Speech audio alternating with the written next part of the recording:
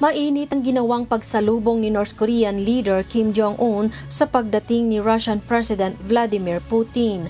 May mga larawan ni Putin ang mga kalye ng Pyongyang at ang 101-story pyramid-shaped Pyongyang Hotel na may mga pailaw ay may isang higanteng mensahe na Welcome Putin.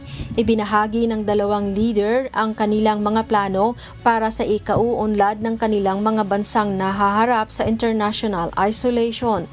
Layon umano ng partnership ng dalawang bansa na mapabilis ang pagtatayo ng isang bagong multipolar world.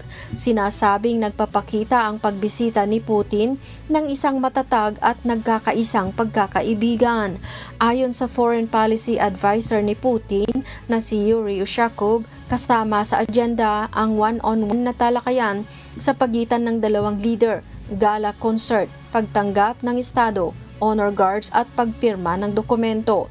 Bumuo niya ng alternatibong kalakalan at mutual settlement mechanism na hindi kontrolado ng West countries at ng isang pantay na hindi mahahating arkitektura ng seguridad sa Eurasia, kabilang ang pagkakataon na lumago ang ekonomiya sa North Korea sa loob ng isang anti-West bloc na pinamumunuan ng Russia.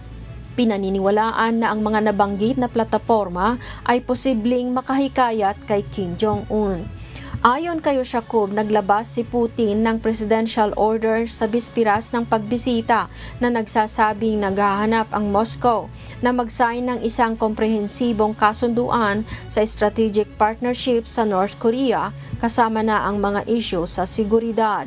Dagdag pa niya na ang kasunduan ay hindi patungo laban sa anumang ibang bansa, ngunit magbabalangkas ng mga prospect para sa karagdagang kooperasyon. Imelda Andrada, humahataw sa balita ngayon.